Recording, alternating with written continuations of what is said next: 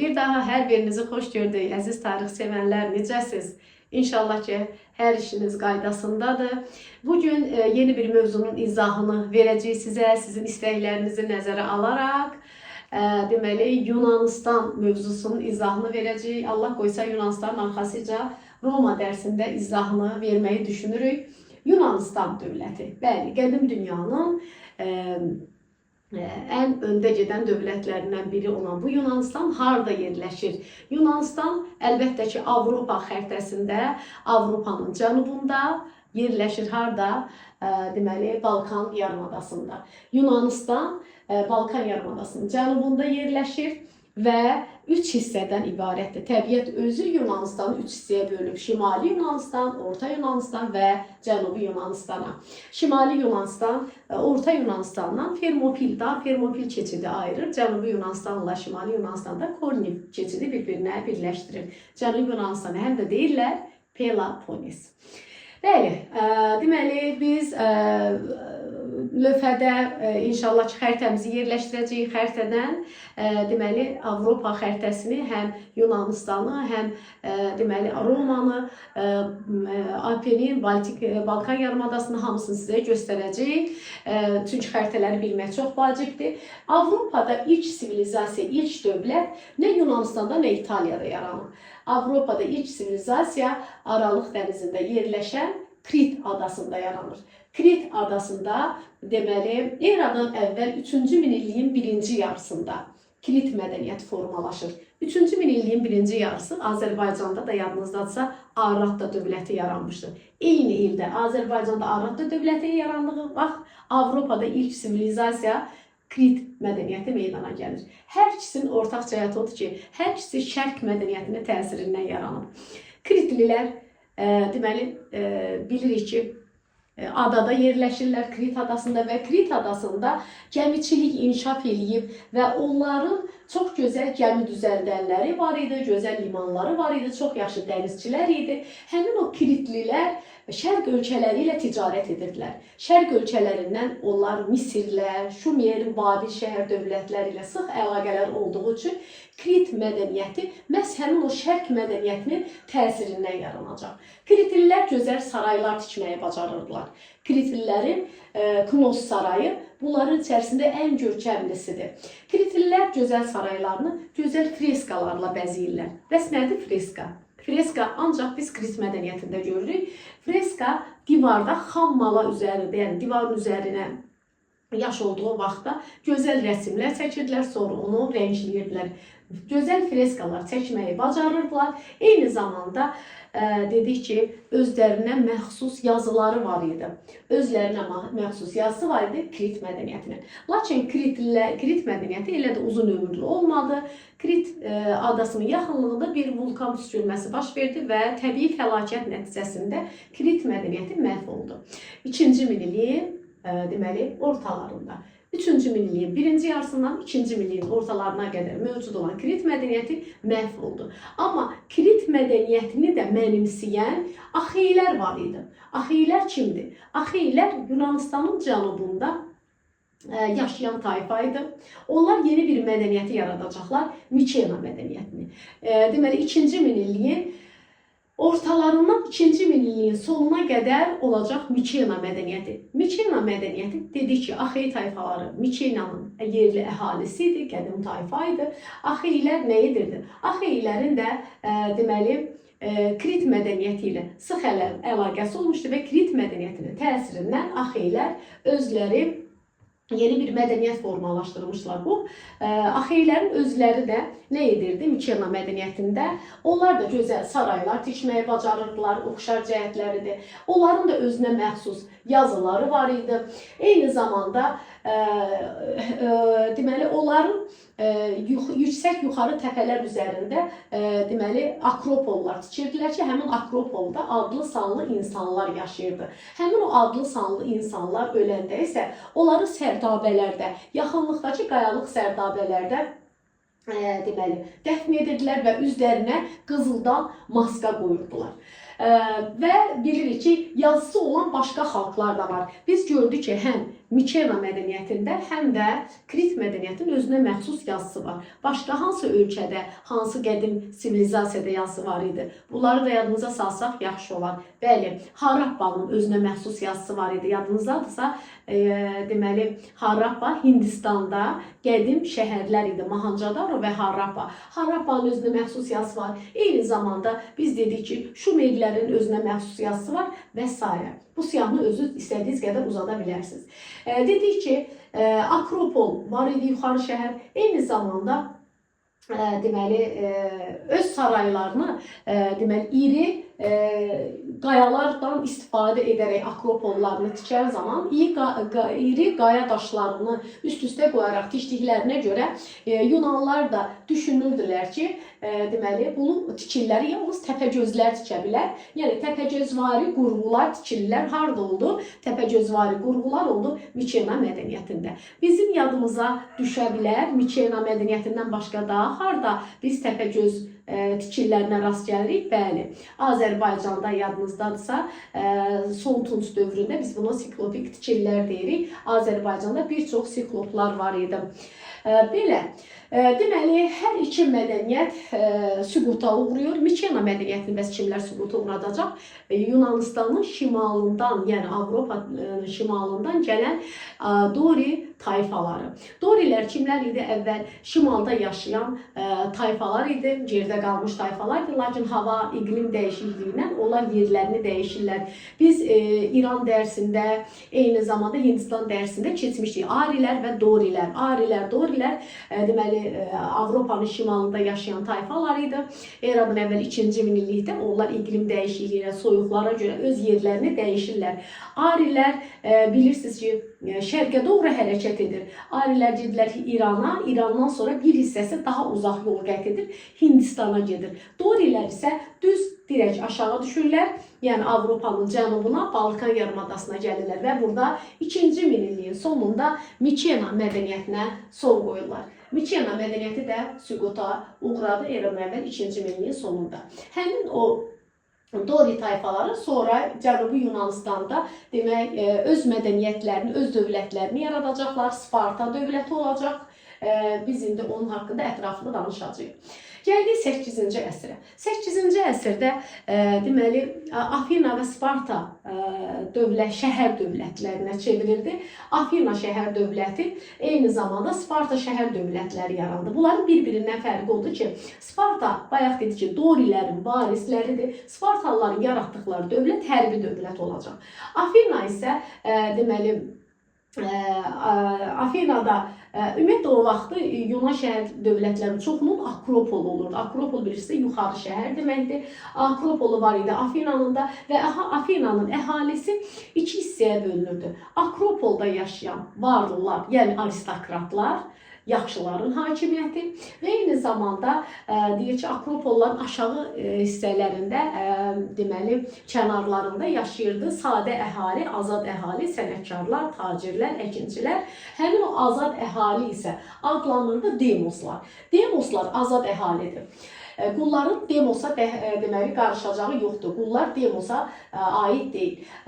Demoslar sadə işlərlə məşğul olurdular. Dövlət idarəçiliyi isə sırf aristokratların əlində idi. Eyni zamanda o vaxtı deməli aristokratlar dövləti necə idarə edirdilər? Yunan şəhər dövlətlərini əlbəttə ki, həmin dövrdə var idi xalq yığıncağı və Ağsaqqallar Şurası. 7-ci əsrdə deməli xalq yığıncağı da var, Ağsaqqallar Şurası da var. Sadəcə olaraq dövlətin idarəsi 7-ci əsrdə bütünlüklə Ağsaqqallar Şurasının əlində idi. Bütün vacib məsələlər orada həll olunurdu. Onlar müəyyən qərarlar qəbul edirdilər. Həmin o qərarlarla da deməli məhkəmə işlərini, dövlətin idarəsini həyata keçirdilər. Bəs xalq yığıncağı nə edirdi? Xalq yığıncağı 7-ci əsrdə geniş səlahiyyətə malik deyildi. Deməli 7-ci əsr sırf Ağsaqqallar Şurası və aristokratiya dövləti idarə edir. Və bu dövrdə aristokratlar özlərinin hakimiyyətini, azların hakimiyyətini, oliqarxiyamı da quracaqlar. Oliqarxiya həm Afina şəhər dövlətində var, həm də Spartada. Oliqarxiya müəyyən qrup insanın dövləti idarə etməsidir. Buna görə də buna deyirlər azların hakimiyyəti. Oliqarxiya azların hakimiyyəti deməkdir. Deməli, Sparta dövlətinin özünə məxsus hərbiləşmiş dövlət idi. Burada kişilər ancaq hərbi işi ilə məşğul ola bilərdi. Onlar çox sərt deməli şəkildə yetişdirirdilər.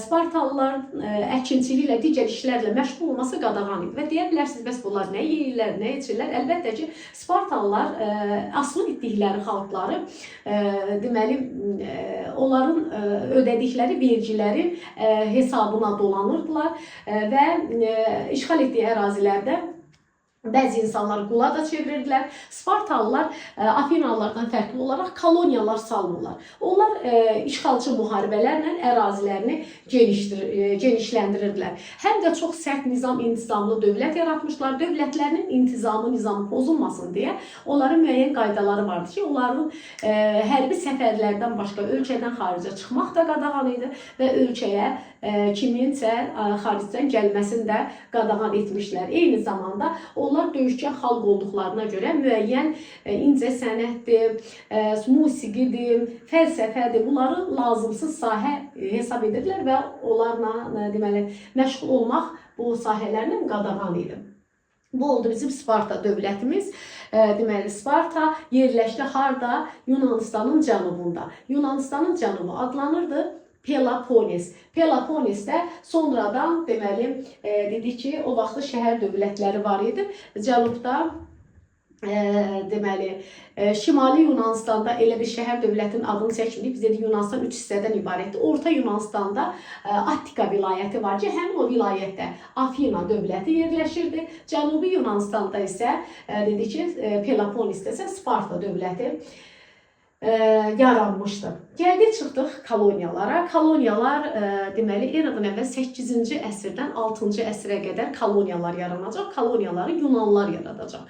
Koloniyalar bəs nə üçün yaranır? Çünki Yunanistanda, eyni zamanda Spartanın özündə əkinə yararlı torpaqlar çox az idi.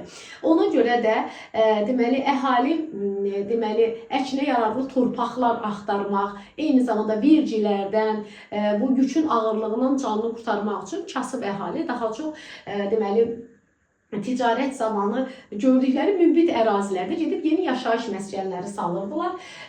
Buranın ilk sakinləri deməli torpaqsız kəndlilər idi və eyni zamanda ticarətlə məşğul olan sənətkarlar, tacirlər ki, hansı ki varlanmaq istəyirlər, onlar koloniyaların ilk sakinləri olacaqlar. Koloniyalar 8-ci əsrdən 6-cı əsrə qədər deməli İspaniyadan Qafqaza dək Aralıq dənizi və Qara dənizin ətrafında geniş bir ərazidə çoxlu koloniyalar salınacaq. Yunan koloniyaları, Yunan əhalisi öz koloniyasında da özünü deməli öz dövlətinə uyğun dili, yazısı, adət-ənənəsi hər biri Yunanistanla eynidir və özlərini Ellin, öz ölkələrini isə Ellada adlandırırlar. Yunan koloniyalarının yaranması ticarəti daha da canlandıracaq. Deməli, Yunan şəhərlərinin saldığı koloniyalarla ticarət zamanı artıq pula da ehtiyac yaranır. Ticarət canlandı deyə pula ehtiyac artır və gümüşdən yeni pullar kəsilməyə başlayacaq eradan əvvəl 7-ci əsrdə. Və biz dedik ki, çoxlu koloniyalar yaranmışdır. Aralıq dənizinin ətrafında, eyni zamanda Egey dənizinin şərq sahillərindəki Türkiyə ərazisində Efes, Rodos, Milet kimi yeni deməli koloniyalar yaranmışdı. Həmin o koloniyalarla ticarət edirdilər, ticarət canlanırdı və əhali getdikcə varlanırdı. Əlbəttə ki, əhali varlandıqca, demos varlandıqca artıq niyə idarə olmada iştirak etmir? Bu onu yeni varlıları narahat edirdi. Artıq onlar dövlətin idarə olunmasında da iştirak etmək istəyirlər. Amma bu arada mən borc daşından danışmağı unutmuşam. O vaxtı deməli əhali quraqlıq illərində ərzaq qıtlığı yaşayan vaxtda aristokratlardan, varlılardan borc alırdılar və o borcun ödənilmə vaxtı və miqdarı daş üzərinə qeyd edilirdi və deməli kəndlilərin həyətində yerləşdirilirdi. Kəndli vaxtında, deyilən vaxtda həmin o borcu ödəməyəndə deməli həm özü, həm də ailəsi qula çevrilirdi. Bu da deməli kəndlilərin, kasıbların vəziyyətini ağırlaşdırırdı. Kəndlilərin vəziyyəti günü-gündən ağırlaşırdı. Bir də dedik ki, ticarət nəticəsində artıq yeni varlılar yaranmışdı. Varlılar da kifayət qədər dedik ki, varlandıqdan sonra artıq xalqların hüquqlarını tələb etdiklərinə görə deməli həmin dövrdə aristokratlardan biri Drakondur. Eradan əvvəl 7-ci əsrdə Drakon deməli sərt qanunlar verir, Drakon qanunları. Həmin o qanunlar aristokratların malını, mülkünü qoruyurdu və Demos üçün qarşı çox belə qəddar bir qərar idi. Ən xırda bir cüzi bir səhvə görə deməli insanları öldürürdülər. İnsanları öldürürdülər. Ona görə də xalq da deyir ki, Drakonun qanunları mürəkkəblə deyil, qanla yazılmışdı. Drakonun bu qərar qanunu verməsi əlbəttə ki, vəziyyəti daha da mürəkkəbləşdirəcək. Biz dedik ki, Ağsaqqallar Şurası dövlətin idarə etməsi əsasən onların əlində idi. Onlardan ibarət azların oliqarxiyan hakimiyyəti var idi. Drakonun qanunları dedik vəziyyəti ağırlaşdıracaq və artıq Demos ayağa qalxıb üsyan etməyə hazırlaşırdı. Varlılar da əlbəttə ki, aristokratlar mal mülkünü itirməsin deyə müəyyən qədər güzəştə gedəcəklər və onların güzəştə getməsi gələcəkdə Salonun deməli islahatlarında özünü göstərir. Salon eradan əvvəl 594-cü ildə islahatlar bağışlayır, islahatlar hazırlayır. Salonun islahatlarında hansı məsələlərə toxunurdu? Bəli, daha çox insanları narahat edən borc məsələsi. Hansı məsələ? Borc. Axı dedi ki, insanlar borclarını ödəməyəndə nəinki özü, bütün ailəsi ilə birlikdə qula çevrilirdi. Ona görə də Salon borc köləliyini ləğv elədi və bir daha torpağa görə kəndlilərin qula çevrilməsini qadağan elədi və Attikanın bütün kişi əhalisinə, yadınızda saxlayın, Attikanın kişi əhalisinə, bütün kişi əhalisinə, orada bir də görürsünüz ki, suallarda Attikanın bütün əhalisi yazılır. Kişi sözü yazılmayıbsa biz onu götürmürük. Attikanın bütün kişi əhalisinə verdiyi deməli vətəndaşlıq hüququ. Vətəndaş nədir? Vətəndaş dövlət qarşısında hüquq və vəzifələri olan deməli insanlara vətəndaş deyilir. Vətəndaş hüququ verdi. Eyni zamanda zəruri ərzaq mallarının ölkədən çıxarılmasını qadağan elədi. Salonun islahatlarını əzbər bilməliyik. Ona görə də deməli diqqətlə buna həm dinləyirik, həm də ki, dəftərdə qeyd eləməyi də unutmayın. Lazım olan hər bir şey bizdə lövhədə qeyd olunub. Buradan faydalana bilərsiniz. Dedik ki, Salon islahatları problemləri qismən aradan qaldırdı, amma kökündən həll edə bilmədi. Aristokratlarla demoslar arasında münasibətlər qismən yumuşaldı, amma tamamilə həll etmədi. Elə ona görə də çox keçmir ki, deməli,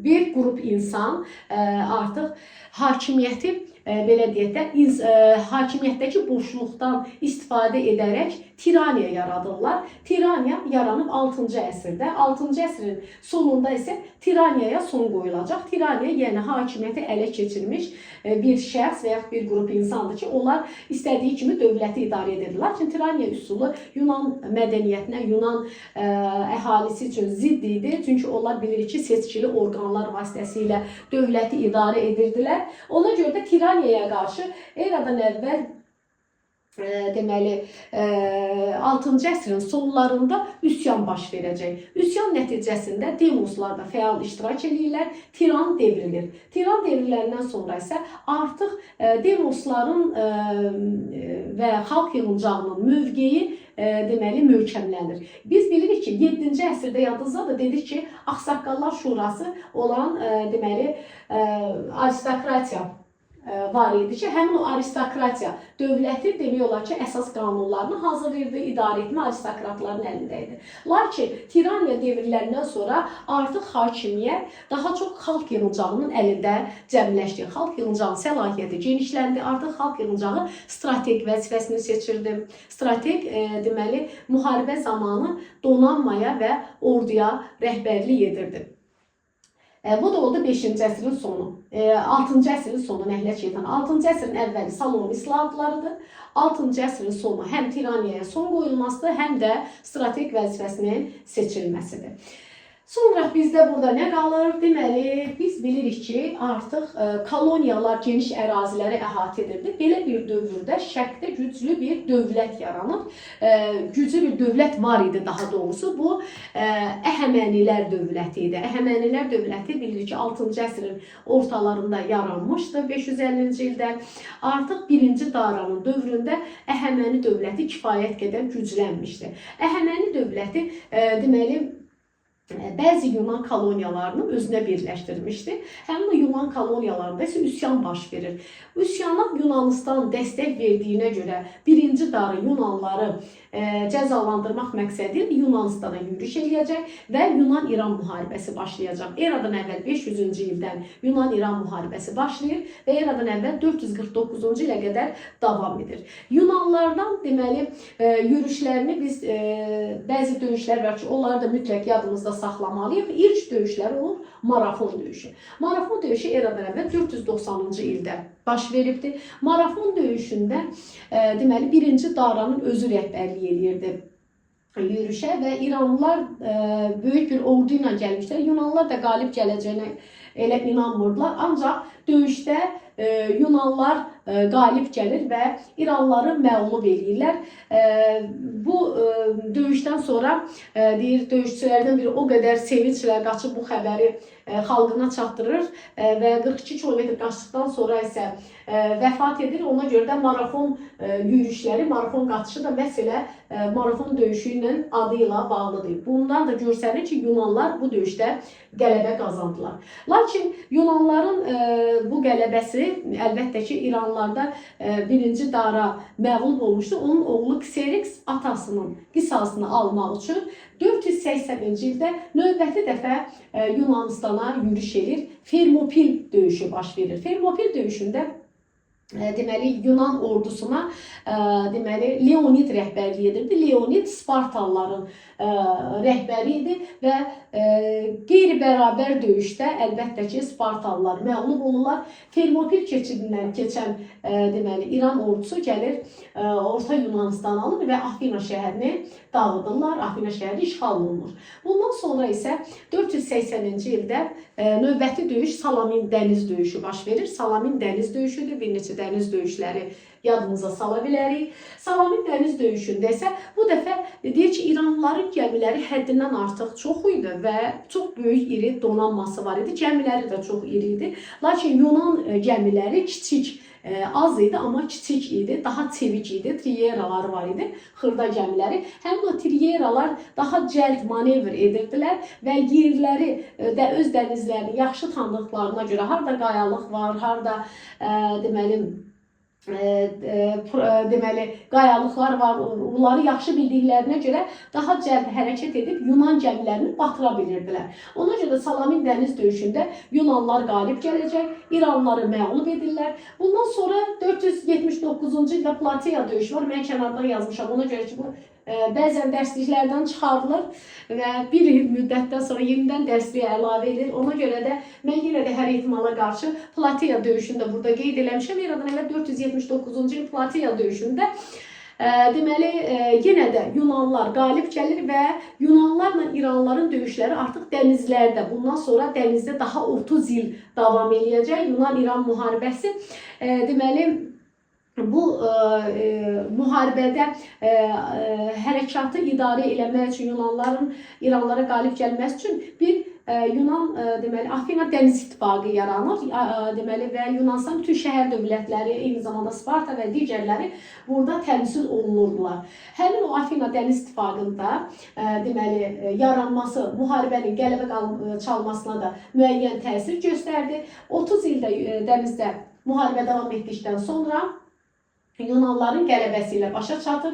Yunanlar deməli İranla müqavilə bağlayırlar. Bu müqaviləyə görə artıq İranlılar bir daha Ecey dənizində deməli hərbi gəmiləri üzə bilməzdi. İranlıların Ecey dənizində hərbi gəmilərin üzməsi qadağan olunur və eyni zamanda onlar Yunan şəhər dövlətlərinin istiqlaliyyətini tanımaq məcburiyyətində qalırlar. Buradan belə bir sual qarşımıza çıxa bilər ki, başqa hansı ölkələrə dənizdə üzmək, hərbi gəmilərin üzməsi qadağan olunmuşdur?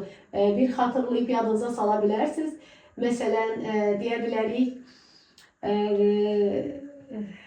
Rusiya Qacar müharibəsini deyə bilərik. Məsələn, Gülüstan-Türkmənçay müqaviləsində yadınızdadırsa, Xəzər dənizində ancaq Rus donanması saxlanıla bilərdi. Eyni zamanda Rus donanmasının Qara dənizdə üzməsi də qadağan olunub hansısa müqavilədə. Bunu da yadınıza salsaq yaxşı olar. Əlbəttə ki, bu deməli Krım müharibəsinin nəticəsinə bağlanmış, deməli Paris sülhünə görə Qara dənizdə üzməsi qadağan olunmuşdur.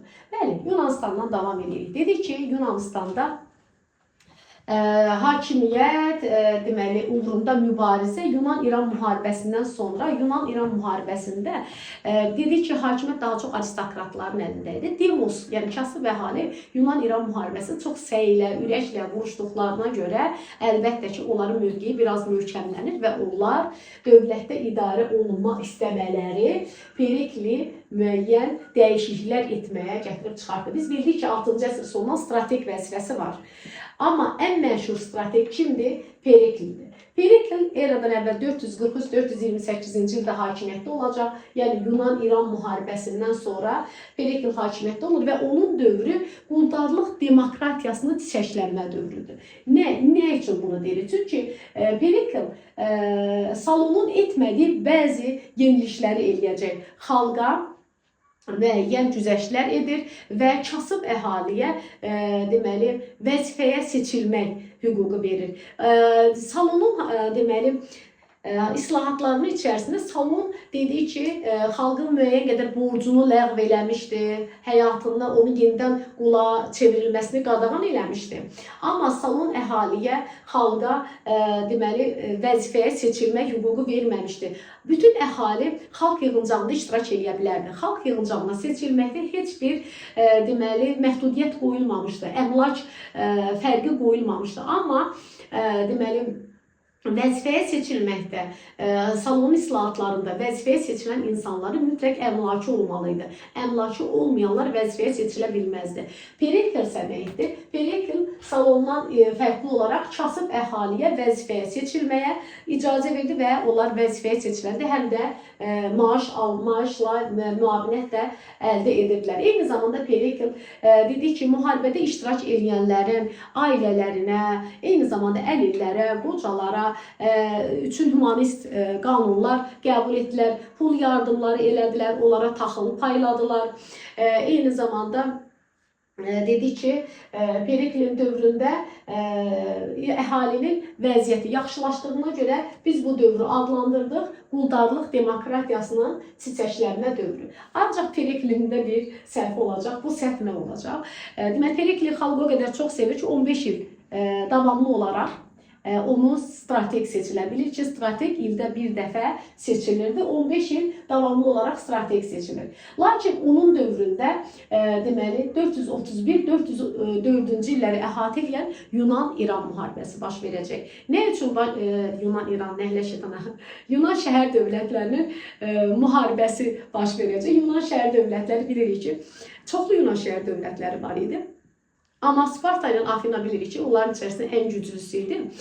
Burada bilirik ki, Yunan-İran müharibəsində qalibiyyətdən sonra hər iki dövlət bilirik ki, İranların üzərində qələbədə böyük əziyyətləri olmuşdur. Amma bundan daha çox Afina faydalanırdı. Afinanın faydalanması Spartanı əlbəttə ki, qısqandıracaq. Ona görə də Afina Dəniz İttifaqına rəhbərlik uğrunda eyni zamanda daha çox qənimət əldə etmək, Afina şəhər dövlətlərini idarə etmək uğrunda Afina Spartanın müəyyən qədər belə deyək də, çəkişmələri baş verir. Bu çəkişmə gələcəkdə Peloponnes müharibəsinə gətirib çıxardı ki, Peloponnes müharibəsində deməli, bütün Yunan şəhər dövlətləri demək olar ki, iki qrupa bölünür. Yarısı Sparta tərəfindən, yarısı Afina tərəfindən vuruşurlar və bu müharibədə Sparta qalib gəlsə də, nəticədə Yunan şəhər dövlətləri hamısı zəifləyir. Yunan şəhər dövlətləri zəifləməsindən də Yunanistanın şimalında yerləşən Makedoniya dövləti məharətlə istifadə edəcək. Makedoniya hökmdarı kimdir? İkinci Filip. İkinci Filip çox hiyləgər insan olur. O deyir ki, Yunan şəhər dövlətlərini hücumla, döyüşlə ala bildiyini, döyüşlə ala bilirdi. Döyüşlə ala bilmədiyini isə müəyyən bahalı hədiyyələrlə, deməli, hilələrlə ələ keçirirdi.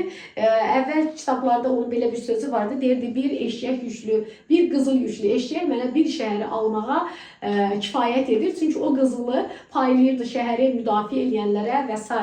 Bununla da şəhəri təslim götürə bilirdi. Beləliklə də dedi ki, Makedoniya artıq kifayət qədər güclənmişdi və eradan əvvəl 338-ci ildə Xeyroneia döyüşü ilə deməli, Yunanistan üzərinə yürüş edəcək. Yunanistanı məğlub edir Xeyroneia döyüşü ilə Makedoniya və bu döyüşdə Makedoniyalı İskəndər ilk dəfə olaraq öz deməli, sərkərdəlik məharətini göstərəcək. Filipin oğlu idi.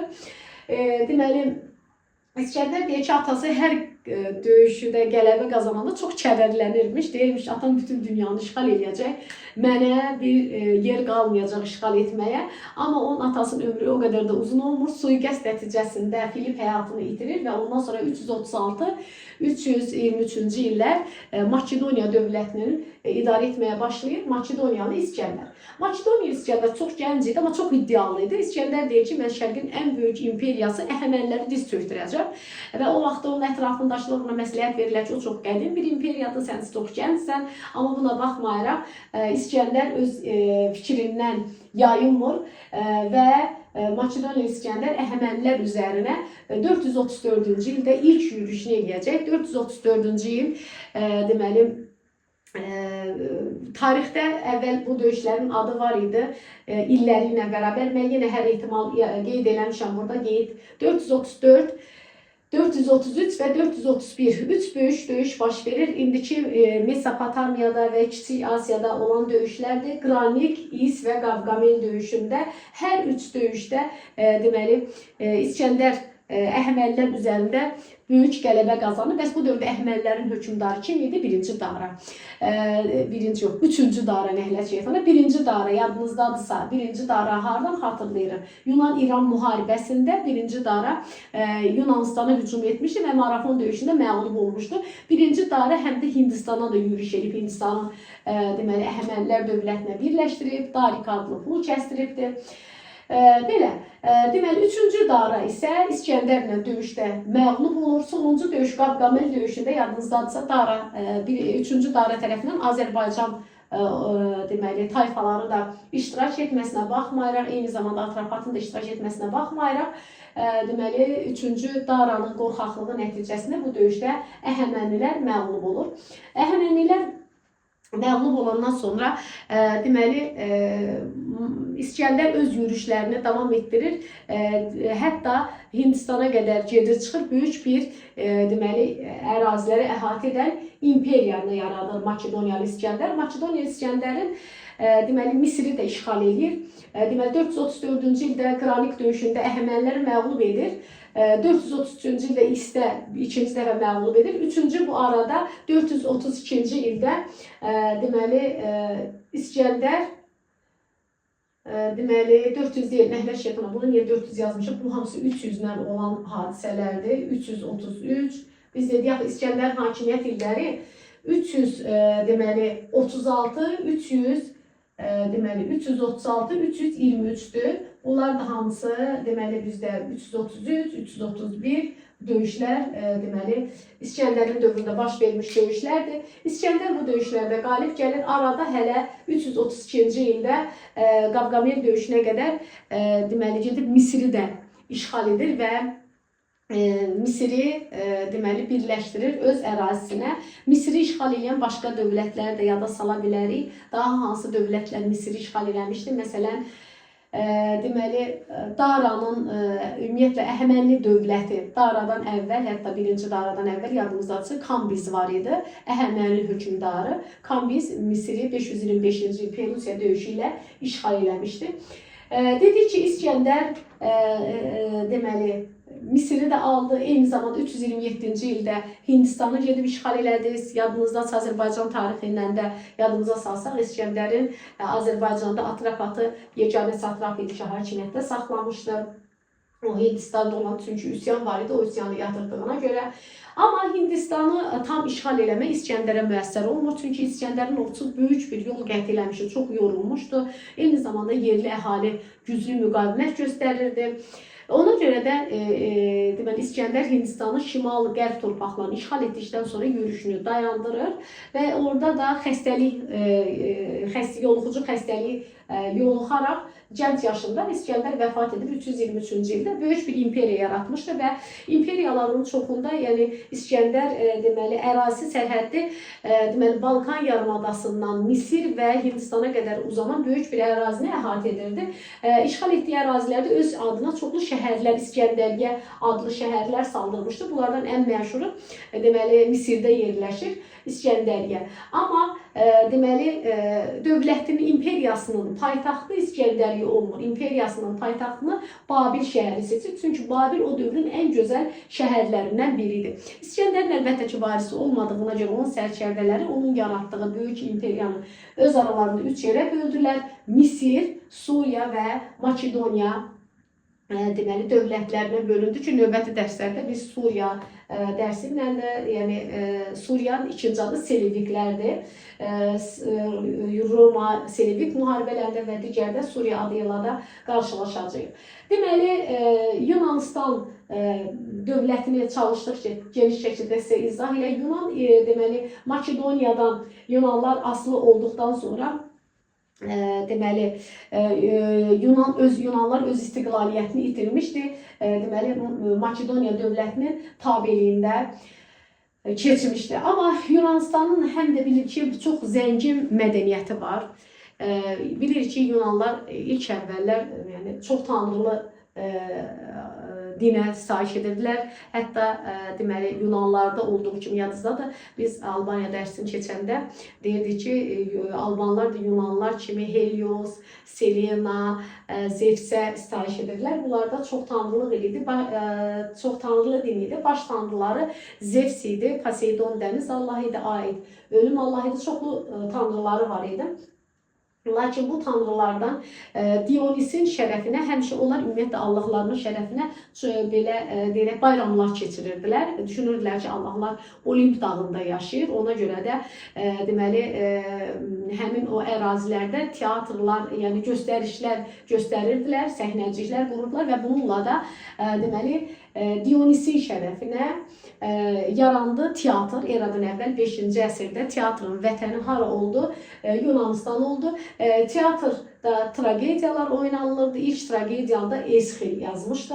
Eyni zamanda dedi ki, Olimpiya oyunları keçirilir. Yenə Allahlarının şərəfinə Olimpiya oyunları keçirilirdi. 4 ildən bir keçirilirdi Olimpiyada oyunları və orada qadınların iştirakı qadağan edilmişdi. Qalib gələn deməli insanlara öz vətənində heykəl qoyulurdu və onlara müxtəlif mükafatlar verilirdi.